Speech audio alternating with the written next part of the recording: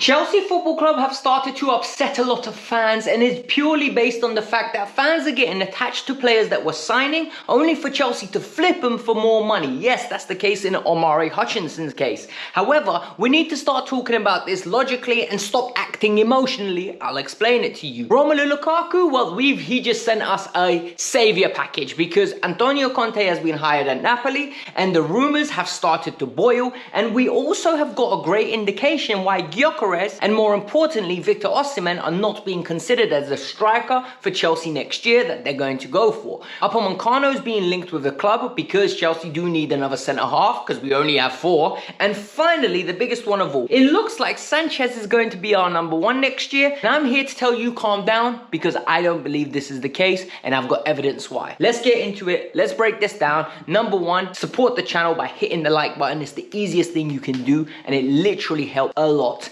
Secondly, if you like the way I'm delivering the content, if you like a little bit of energy, if you like a little bit of positivity, I'm the channel for you guys. Literally, I'll find the positive light anywhere as long as it exists. I'm going to speak my mind, fair but firm. But the reality is, let's get into it. You came here for the news and I'm here to deliver. Omari Hutchinson is a player that a lot of Chelsea fans have been excited about. Omari Hutchinson was a player that a lot of Chelsea fans believed, you know what, he can make it at the club. He absolutely smashed it at Ipswich. I think he got double-figure goals and a lot of assists. But the reality is, it looks like Omari Hutchinson will be getting sold. And why is he going to get sold? Well, because he's pure profit. Chelsea got him as a free agent from Arsenal, and since then he's gone on, had a year in the B team at Chelsea at the under-23, done very well, displayed that he's above the level of that, went on loan to Ipswich, broke his way into the team, and now Chelsea are demanding for 25 to 30 million pounds, and Fabrizio Romano confirms the sale. He basically says Chelsea will either sell him or he makes it this year. There is no loan. That doesn't exist. And people are getting annoyed. And the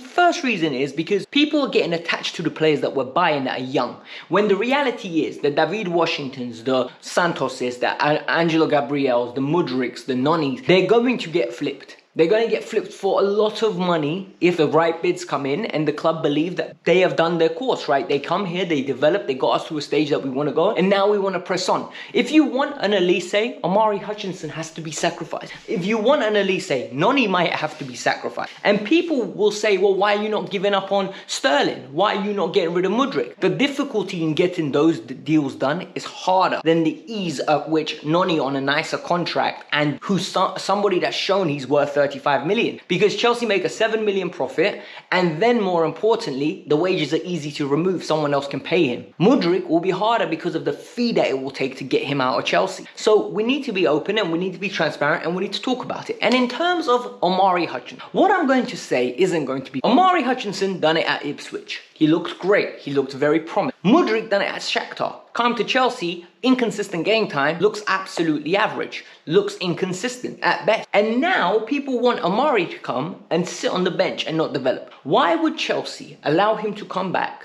They triggered the exercise clause because he most probably didn't want to sign a new contract and he wanted assurances about game time. But can you hand in your heart sit there and tell me he is better than Christopher Nkunku from the left wing? I don't think so. I don't. I cannot say that. So why would Chelsea allow him to go on loan, come back with 12 months left on his contract, and then have to send him on a discount? He either makes it now and proves himself in pre-season and he's in Enzo Maresca's plans, or my man, you have to go and we will take that 25 to 30 million pounds when we got you on a free transfer from Arsenal Football Club. So honestly, this is the model. Accept it because this is how it's going to run. What I hope is that Santos makes it. The rest of the youth players, I don't care about. I really don't. I just think Santos is the one that we cannot let slip. Angelo Gabriel, if he moves on, so be it. Good luck to you, bro. David Washington, good luck to you, bro. Casadei, good luck to you, bro. Carney Chukwuemeka, I will be upset, but good luck to you, bro. Santos is the one you don't get rid of. He is that good. Onto the strikers, and this is where it gets very interesting because Chelsea are looking at a young striker. Fabrizio Romano has come out and confirmed that Chelsea are looking at a young striker. They're not looking at an experienced striker. So hence why Victor Osimhen was rejected on 3 counts, according to the Athletic. I don't believe that he was rejected. I think we couldn't finance the move and didn't deem it worthy. I think it's a mutual rejection. If there could be a mutual termination, there could be a mutual rejection, right? Both entities said, you're not for me. And this is what happened. According to the Athletic, 100 million plus was a crazy fee. Well done. Number 2, they thought his injury records were a problem. I agree. Number 3, and the biggest one of all, they deemed that this player was not suited to the playing style. And for me, I think this is very mature and very realistic from Chelsea, because I don't think Victor Osimhen was worth the money that was being requested. Whilst a very good player, whilst very talented, whilst going to smash goals anywhere he goes, I think there's more that you need in an Enzo Maresca system, and there's more that you need. Even Manchester City at times, you know, you look at them with Haaland, they go, do we need him in this game? And that's a question that a lot of fans ask. Like, are we better without Haaland? And for me, I will always take the goals. However, 113 million is just wild on those wages, on those agent fees. I can't justify it, and I agree with Chelsea for not doing it. Victor Gyokores, according to Fabrizio Romano, is not under consideration for Chelsea. They don't want to pay the money, and honestly, I understand. I've made a review on Gyokores. I said how good he is, how talented he is, but I've got one big worry about him. What I see from Gyokores is he is going to cost a lot of money, so around 80 million euros, 90 million euros, but his main attribute is his physicality, right? He gets the ball, knocks it past you, and he boots, and he bullies defenders. Like, they can't body him. Can he do that to a Saliba and a Gabriel? Can he do that to a Diaz and an Akanji or a Stone? Can he do that in the Premier League to a Van Dijk, where the physicality of the defenders is next level?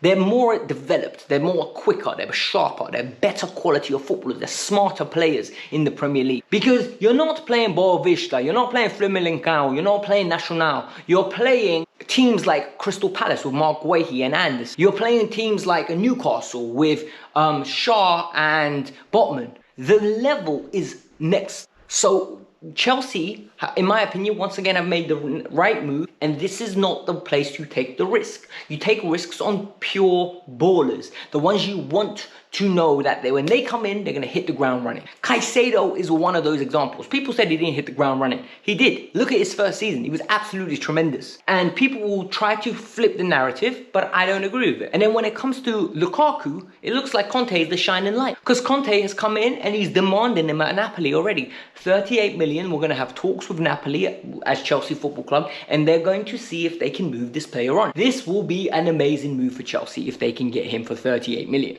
Because the reality is that money coming into Chelsea is lovely. You get Lukaku's wages off the bill, and also the player gets what he wants, Napoli get what they want, and for us it's just happiness that we can move on from this saga. Because it must be overwhelming every year. You have a player that doesn't want to be there, you don't want him to come back, and you have to find a solution, and there's no strong-handed party. So this is good news. Be happy about it. Smile. The next piece of news is something that's very worrying, because the reality is Robert Sanchez is not of the quality of goalkeeper to be Chelsea's number one. People say he's very good with his feet. I find that very loosely used, the word very good, because I think he's extremely average. I think, yes, he attempts stuff, he's brave. However, the number of mistakes he makes, sometimes I wonder if he can actually do what he's being asked to do, and if it's not a false bravado. So for me, I think Chelsea need an upgrade in that position. Fabrizio Romano has come out with some stuff that I didn't really like, and it scared me. And honestly speaking, within 2 months, Maresca's going to regret this. They've said that Robert Sanchez believes and Maresca believes that he has got all the attributes to be an excellent number one. They're going to develop him, and more importantly, he's going to be our number one come the start of the season. We've seen a story like this before with Kepa Arrizabalaga at the start, where Pochettino believed in him, apparently, and yet we went and got Sanchez, and yet we went and got Petrovic, and Kepa was going to Real Madrid on loan. So please do not believe everything you see. However, this strikes me like Chelsea wanted to get Kepa off the books purely due to wages. Sanchez is on nice wages. Sanchez is on a long contract, but on very nice wages, and easily to move him. And I don't see a reason for Sanchez to want to go. Like, the deterioration of quality of club for Sanchez to move to is going to be wild. Sanchez will go from a club where he is playing in the top half to somewhere bottom of the half, or he has to go abroad to a league where he won't be playing for a top half team. So Sanchez will not want to move unless he is forced to go. And that's by being third choice goalkeeper, and he's been third choice goalkeeper at Brighton. There is going to be people that sit there and go, "Oh, Alex, you're being harsh, he's a good goalkeeper." Brother, we've seen this guy on a regular basis. We've seen what he does. He is a good goalkeeper at best. He's not great, he's not nothing special, and I'm a firm believer of, if you don't have a world-class goalkeeper, if you don't have a safe pair of hands, you're not winning nothing. And at Chelsea, it's about winning stuff. Top goalkeepers win you trophies. We didn't have a top goalkeeper. I don't believe in him. I'd rather have Petrovic. I swear, I'd rather go another season with Petrovic and slow down the whole development of playing out the back. The final piece of news is on Dayot Upamecano. So for those of you that don't know, Dayot Upamecano is a French international. He was at Leipzig. He had a tremendous career at Leipzig in the sense that he just broke out onto the scene. A lot of clubs wanted him. Bayern Munich went and nabbed him off them straight away. They said, hold on, you got a good player? Let me snatch your chain one time. And then Dayot Upamecano's career under Nagelsmann was okay. It was okay. They looked good. They were winning leagues. Nagelsmann got sacked, and then the problems arose.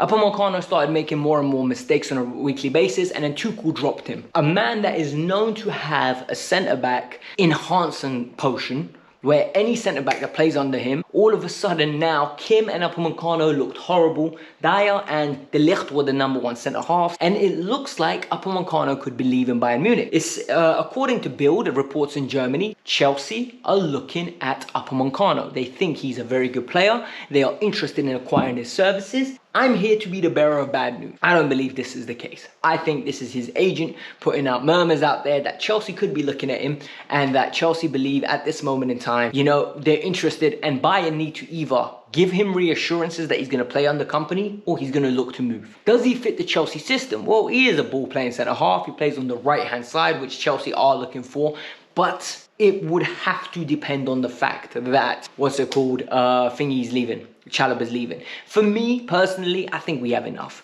Tosin, Disasi, Fofana, Colwell, Badiashile, Chalobah's gone. Just stay with what you have. Let that be development, and then bring in the youngsters that are developing in Cobham. You don't need any more high acquisitions unless you're going to get rid of Disasi, and then I'm fine with it. You know, like you sell Disasi, you move him on, you accept like a little bit of a loss. However, I think it's a little bit more complicated than that. I don't believe this link. I'm sorry. I know a lot of people like the player, but I know a lot of people don't like the player. So there'll be some people that are happy, some people that are upset. But this is the latest Chelsea news. I hope you all enjoyed it. Hit the like button, subscribe to the channel. Let me know your thoughts, Bratuki. Peace out. I'm out. Have a lovely day. I will be back if there's breaking news, but if not, I'll be back tomorrow with the latest Chelsea news that you need to know. So make sure you subscribe. Peace out.